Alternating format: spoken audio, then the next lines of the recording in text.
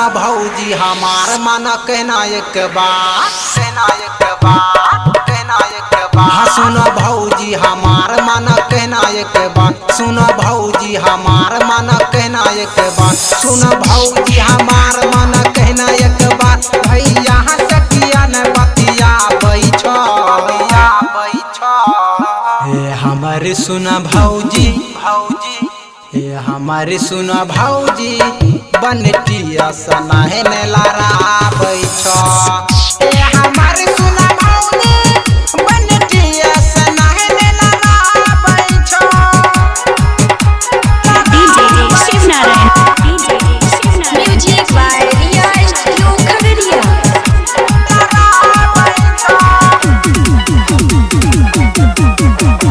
DJ Shivnarayan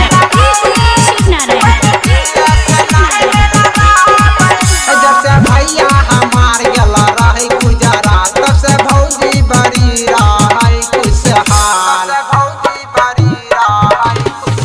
जब से भैया हमार गला रहे गुजरात तब से भौजी बड़ी रहे खुशहाल मन कहना एक बार सुनो बतिया हमार भैया सखिया न बतिया बैठो हे हमारे सुना भौजी हे हमारे सुना भौजी दीपक सहना है ने लारा बैठो हे हमारे सुना भौजी दीपक सहना है ने लारा बैठो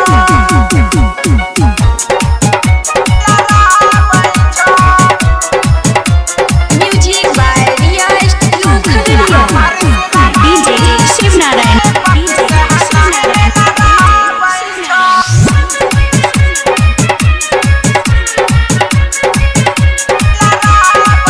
सुना भौजी हमार तोरा बिगड़ल चाल कहूँ घूमै छहो भौजी बेलदर बाजार सुना भौजी हमार तोरा बिगड़ल चाल कहूँ घूमै छहो भौजी बेलदर बाजार छोरा कहै छै खेलार मन बतिया हमार भैया सखिया न बतिया बैठो हे हमारे सुना भौजी हे हमारे सुना भौजी रोशन साना है ने लारा बैठो हे हमारे सुना भौजी रोशन साना है ने लारा बैठो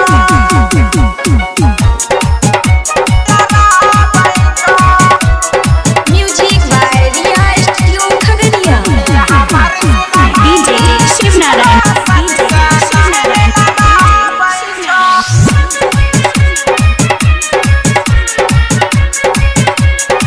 लेटर पवन कुमार कहे भौजी के हाल जिला खगड़िया दंदो जाके समाचार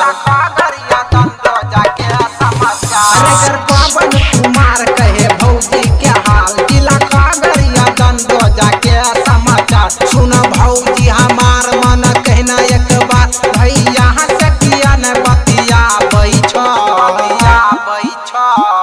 हे हमारे सुना भौजी हे हमारे सुना भौजी